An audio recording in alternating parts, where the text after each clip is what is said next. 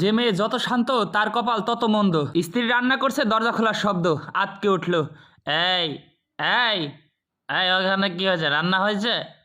রান্না রান্না করতে হয়নি? না মানে একটু হয়ে গেছে, বাস অল্প একটু দেরিছে। আইসা এতক্ষণ রান্না করতে দেরি লাগে? তাই তার রান্নার কিছু বলি। এইভাবে তার গায়ে হাত তুলল, কারণ তার স্বামী একটা মাতাল। সে কান্না করছে, কিছু বলার ভাষা নেই, শুধু উপরের দিকে তাকিয়ে ভাবছে এই ছিল আমার কপালে।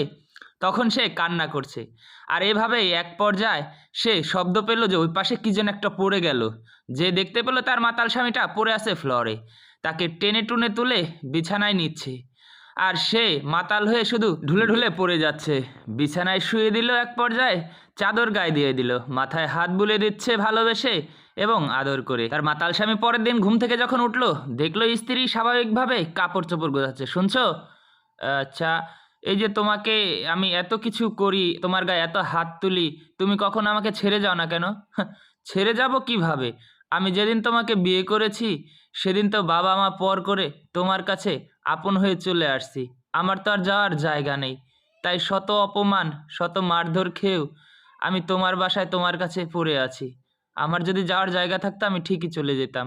তখন স্বামী অবাক হয়ে গেল, আমি কার গায়ে হাত তুলছি। তখন স্বামী গিয়ে বউয়ের কাছে ক্ষমা চাইলো। সত্যি এমন একটা স্ত্রী পাওয়া ভাগ্যের ব্যাপার, আবার এমন একটা স্ত্রী হওয়াও কঠিন ব্যাপার। ভিডিওটি ভালো লাগলে শেয়ার করে দিবেন।